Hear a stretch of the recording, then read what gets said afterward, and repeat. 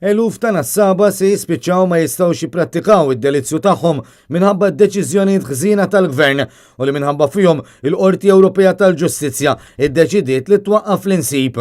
Dan qalu l-Partit Nazzjonalista fis-Sqarrija fisem il-kelliem għall-Ambjent Jason Azzopardi u l-kelliem għall-Bidja u s-Sajd Edwin Vassallo wara li l-Qorti Ewropea tal-Ġustizzja sabet li l-Gvern Malti ħati li kiser il-kundizzjonijiet li bihom seta' jsir l-insib f'pajjiżna. Id-deċiżjoni tal-Qorti Ewropea ngħatat il-ħamis filgħodu f'sentenza wara kawża li l-Kummissjoni Ewropea fetħet kontra Malta. Bħala regola kull pajjiż tal-Unjoni Ewropea għandu jipproteġi l-asafar iżda b'deroga li l-Gvern kien applika għaliha fl-2014 seta' jsir insib għall-asafar tal-għana.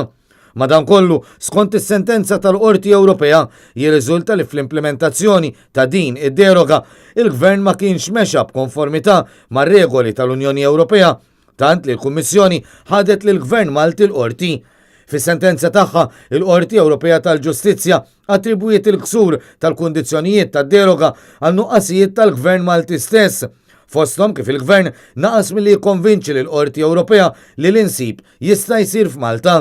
Punt ieħor li wassal lill-Qorti Ewropea biex tikkonkludi li l-Gvern kiser il-kundizzjonijiet tad-deroga u n-nuqqas tal-Gvern li juri li wettaq supervizjoni tajba għal mod kif isir l-insib f'Malta.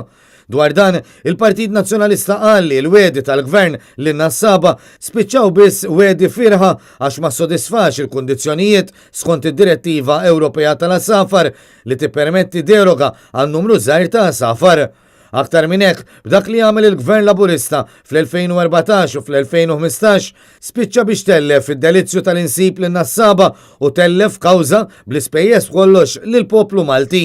Il-Partit Nazzjonalista qal li l-Gvern ħoloq sistema b'numru ta' asafar għal kull nassab mingħajr konsultazzjoni, mingħajr pjan fit-tul u mingħajr serjetà għax tinjora kompletament ir-rapporti li saru dwar il-popolazzjoni tal-asafar. Il-Gvern qal li kienu se jinqabdu 27,000 asfur iżda ħareġ liċenzji għal 40,000 asfur.